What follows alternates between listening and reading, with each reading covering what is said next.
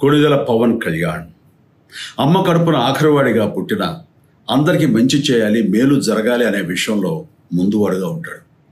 తన గురించి కంటే జనం గురించి ఎక్కువగా ఆలోచించే మనస్తత్వం నా తమ్ముడు కళ్యాణ్ బాబుది. ఎవరైనా అధికారంలోకి వచ్చాక ప్రజలకు ఏదైనా చేయాలనుకుంటారు. కానీ కళ్యాణ్ తన సొంత సంపాదనని కౌలు రైతులు కన్నీళ్లు తుడిచేందుకు ఖర్చు పెట్టడం, సరిహద్దు దగ్గర ప్రాణాలొడ్డి పోరాడే జవాన్ కోసం పెద్ద మొత్తం అందివ్వటం, అలాగే మత్స్యకారులు ఇంకా ఎందరికో తాను చేసిన సహాయం చూస్తుంటే ఇలాంటి నాయకుడు కదా జనాలకు కావాల్సింది అనిపిస్తుంది. ఒక రకంగా చెప్పాలంటే సినిమాలోకి తను బలవంతంగా వచ్చాడు, రాజకీయాల్లో మాత్రం ఇష్టంతోనే వచ్చాడు. ఏ తల్లికైనా తన కొడుకు కష్టపడుతుంటే గుండె తరుక్కుపోతుంది. అలాగే ఏ అన్నకైనా తన తమ్ముడు అనవసరంగా మాటలు పడుతుంటే బాధ వేస్తుంది. అలా బాధపడుతున్న నా తల్లికి ఈ అన్నయ్యగా ఒక మాట చెప్పాను.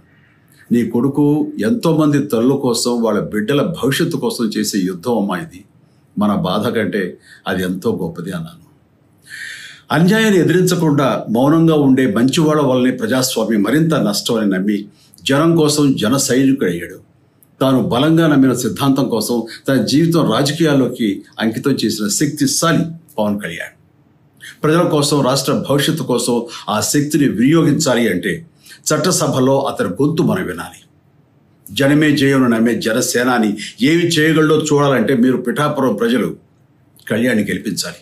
మీకు సేవకుడుగా, సైనికుడుగా అండగా నిలబడతాడు. మీకోసం ఏమైనా సరే కలబడతాడు, మీ కళ నిజం చేస్తాడు. పిఠాపురం వాస్తవ్యులకు మీ చిరంజీవి విన్నపం, గాజు గ్లాసు గుర్తుకి మీ ఓటు వేసి పవన్ కళ్యాణ్ని గెలిపించండి. జై హింద్.